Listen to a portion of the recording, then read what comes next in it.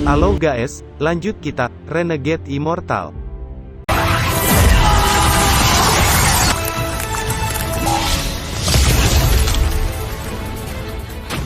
Wang Lin memeriksanya sejenak sebelum dia menarik pikirannya, namun setelah membuka 10 pintu cermin air lainnya, ekspresinya mulai berubah drastis saat dia bergumam, apa yang sedang dilakukan kuil Dewa Perang ini? Mungkinkah tempat ini adalah kuburan?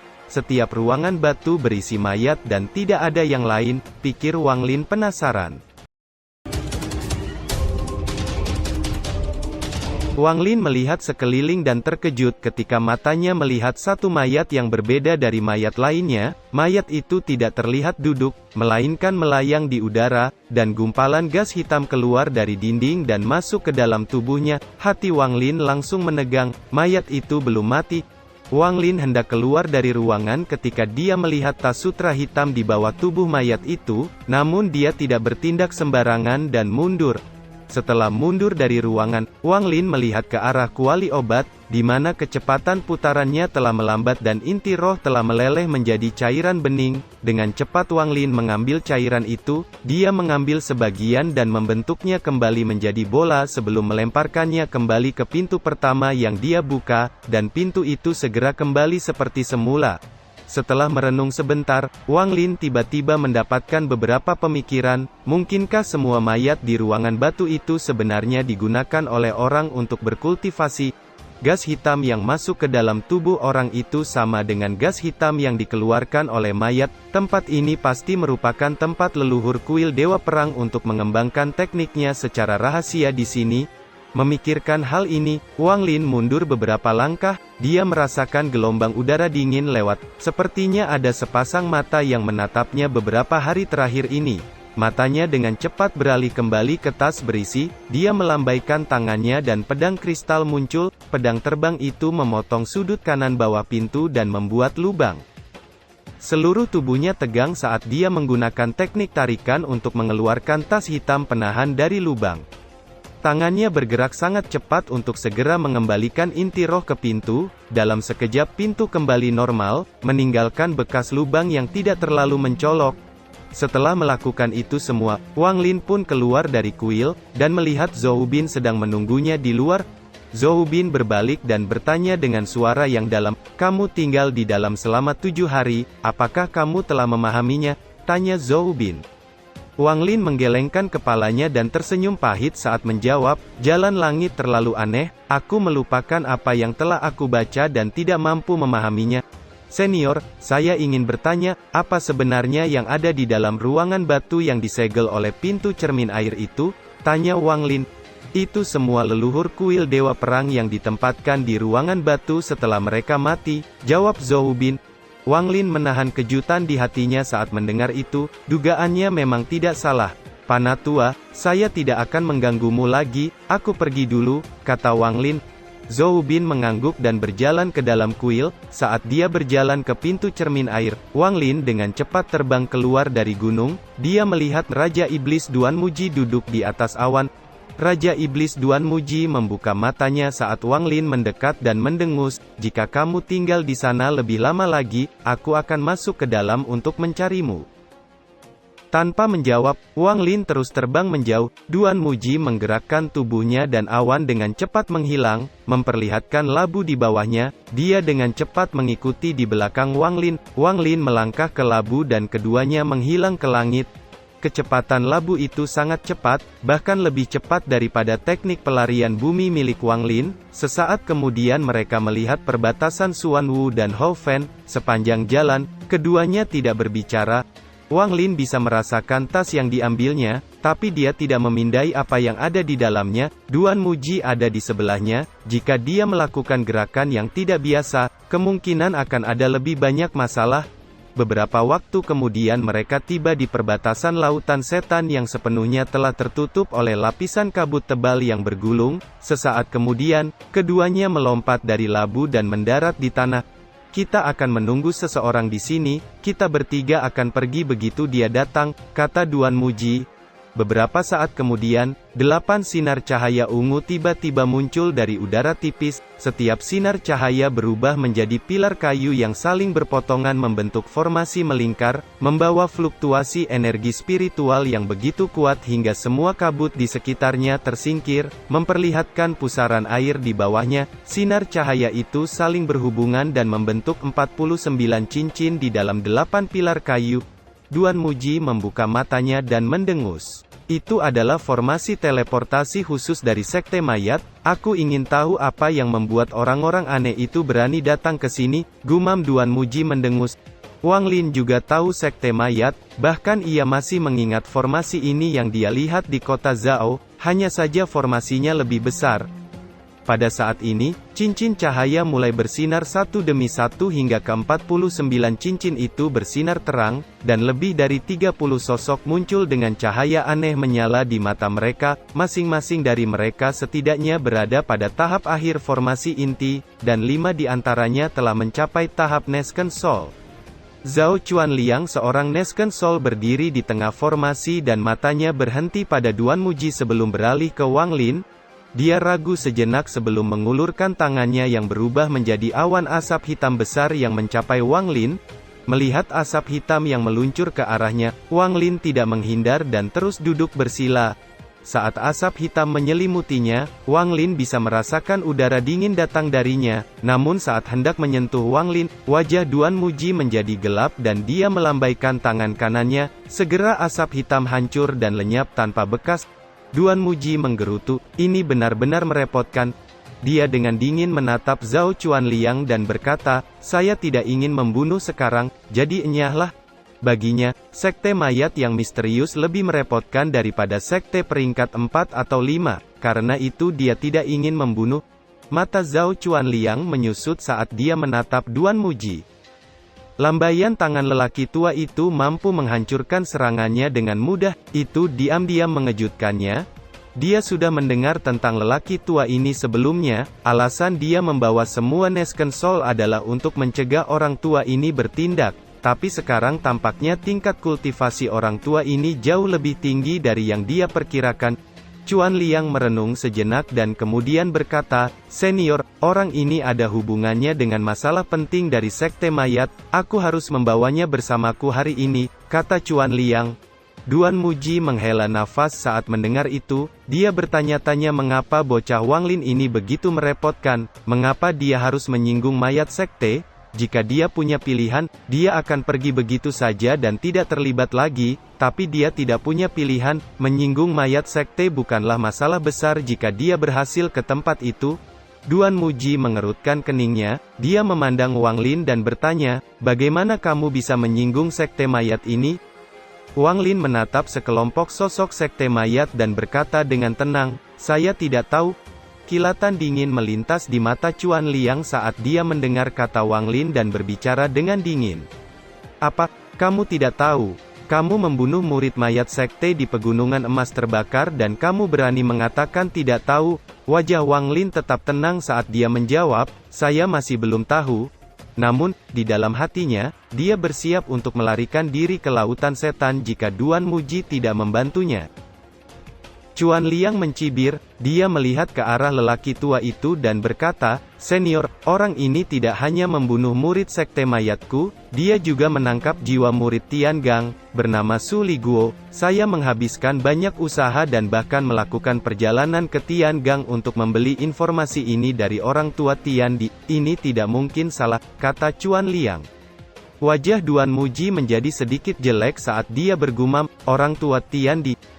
Melihat ekspresi yang sedikit berubah di wajah Duan Muji, Chuanliang melambaikan tangannya dan berkata, kultivasi orang tua Tiandi ini sangat kuat, dia bisa mengetahui apa yang terjadi saat itu menggunakan cahaya jiwa Su Liguo. Orang bernama Ma Liang inilah yang membunuh murid sekte mayatku dan menjebak jiwa Su Liguo, kata Zhao Chuanliang melambaikan tangannya. Segera 4 sosok Nesken Soul di belakangnya muncul di hadapan Duan Muji, dan Chuanliang muncul di atas Wang Lin dan dengan cepat melemparkan asap hitam dari tangannya. Di saat yang sama, beberapa sosok formasi inti mulai membentuk formasi yang luas hingga mencakup area yang jauh. Kilatan dingin melintas di mata Duan Muji saat dia dengan cepat membagi dirinya menjadi dua, dan avatarnya dengan cepat muncul di depan Chuan Liang saat membuka mulutnya dan menyedot semua gas hitam. Saat berikutnya dia mengeluarkan labu hijau dan kekuatan riak yang kuat keluar dari labu dan menyapu sekitarnya hingga Chuan Liang dan 4 Nesken Soul lainnya segera mundur menghindar dan kembali ke formasi. Mata Duan Muji nampak dingin saat dia perlahan berkata, "Ada beberapa alasan mengapa saya tidak membantai orang dalam waktu yang lama, namun seorang Nesken Soul tahap awal berani bertindak begitu kurang ajar di depanku. Jika kamu melukai Ma Liang bahkan sehelai rambut pun hari ini, aku, Raja Iblis Ekstrim ke-8, akan melenyapkan sektemu mayatmu." Setelah mengatakan itu, Raja Iblis mengulurkan tangannya, dan sebuah tangan raksasa muncul saat dengan mudah menghancurkan formasi sekte mayat menyebabkan semua sosok formasi inti berubah menjadi debu saat disapu gelombang riak energi yang kuat. Wajah Zhao Chuan Liang nampak kusam saat dia menatap lelaki tua itu dan dengan getir berkata, "Tingkat kultivasi senior sangat tinggi. Tapi menjadi musuh sekte mayat bukanlah hal yang bijaksana. Saya sekali lagi menyarankan senior untuk tidak menjadikan sekte mayat sebagai musuh, bahkan jika senior adalah penguasa kota dari salah satu 7 kota bunga plum, akan sulit untuk lolos dari kematian," kata Chuan Liang mengingatkan. Duan Muji sedikit mengerutkan keningnya, dia jelas tidak ingin menyinggung sekte mayat, jadi dia tidak membunuh Chuan Liang dan 4 lainnya. "Orang ini sangat berguna bagi saya, kalau tidak, saya tidak akan ambil pusing, kalian harus pergi," kata Duan Muji. Saat mendengar Chuan Liang berbicara tentang 7 kota bunga plum di lautan setan bagian dalam, mata Wang Lin segera beralih ke sulaman 7 bunga plum di pakaian Duan Muji. Chuan Liang merenung sejenak sebelum menatap Wang Lin dan dengan dingin berkata, "Ma Liang, sekte mayat jauh dari apa yang bisa kamu bayangkan. Menyinggung sekte mayat adalah kesalahan terbesar dalam hidupmu." Setelah mengatakan itu, Chuan Liang dan lainnya menghilang. Selepas kepergian Chuan Liang, Duan Muji menoleh ke arah Wang Lin dan dengan murung berkata, "Anak kecil, ini kedua kalinya aku membantumu, tidak peduli kesalahpahaman apa yang kita miliki, ini sudah lebih dari cukup untuk menebusnya. Saya harap ketika kita masuk, kamu tidak akan mencoba rencana yang tidak perlu."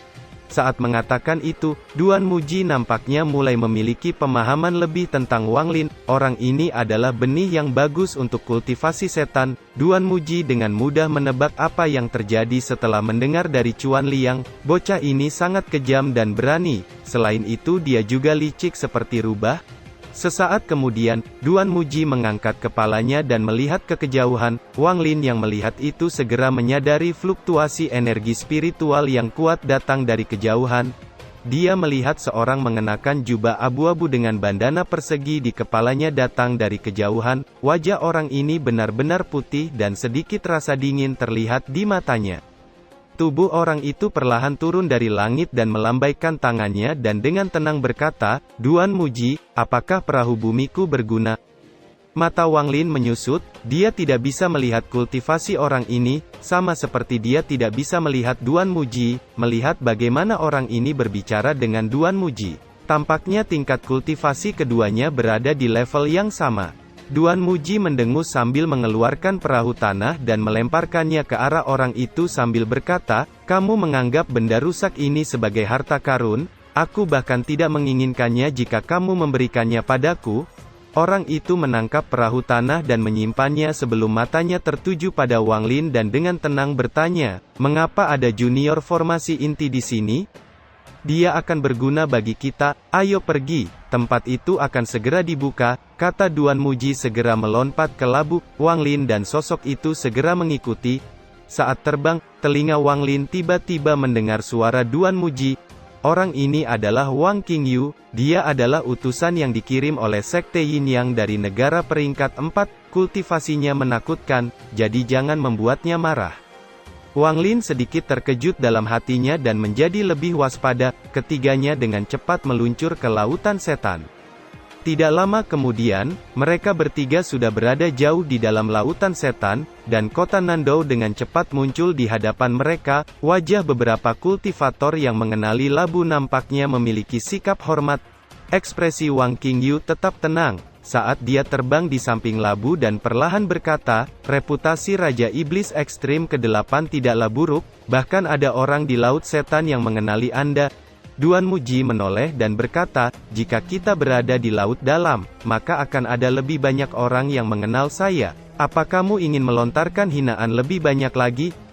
Wang Qingyu hanya tersenyum saat mendengar itu, tatapannya melewati Wang Lin dan berkata, kamu membawa seorang kultivator formasi inti ke tempat itu, apa kamu tidak memintanya untuk mati?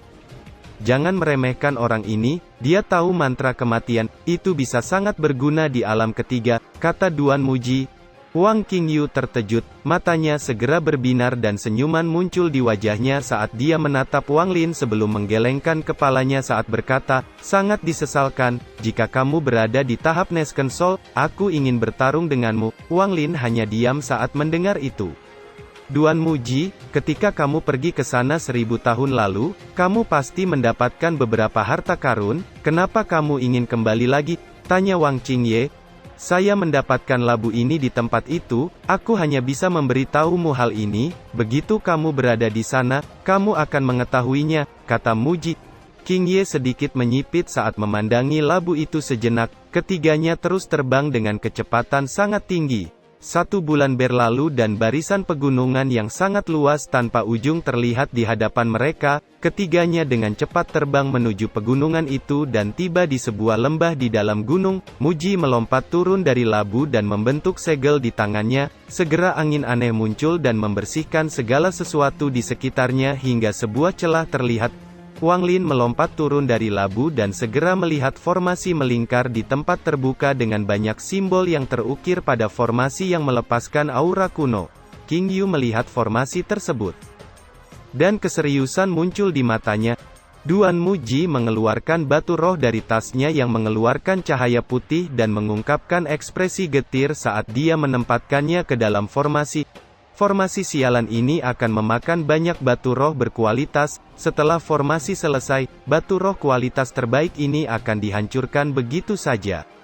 Kejutan melintas di mata Qingyu saat dia menatap batu roh dan bertanya, apakah batu roh kualitas terbaik itu juga berasal dari tempat itu? Duan Muji dengan tajam berkata sambil mengendalikan formasi, itu benar, saat itu, saya bisa mendapatkan 3 buah, kalau tidak, mustahil untuk memasuki tempat itu, kata Muji. Batu roh kualitas terbaik sangat langka dimanapun, tempat itu memang layak untuk dijelajahi, meskipun tidak ada pil transformasi jiwa, kata Qingyu menatap batu roh itu dengan penuh minat. Formasi ini tidak membawa kita langsung ke tempat itu, tapi ke dunia bintang kacau, medan tempat itu sangat berbahaya, kata Muji membentuk beberapa segel di tangannya. Tak lama kemudian, banyak simbol pada formasi mulai menyala dan batu roh kualitas terbaik langsung hancur. Sesaat kemudian, pusaran energi spiritual raksasa muncul dan menjadi semakin besar. Duan Muji pindah ke samping Wang Lin dan berkata, ayo masuk. Wang Lin berjalan melewati pusaran dan berdiri di tengah barisan. Duan Muji dengan cepat mengikuti, yang terakhir adalah Wang Qingyu. Tak lama kemudian, pusaran itu tiba-tiba berhenti dan mereka bertiga di dalam formasi tiba-tiba menghilang.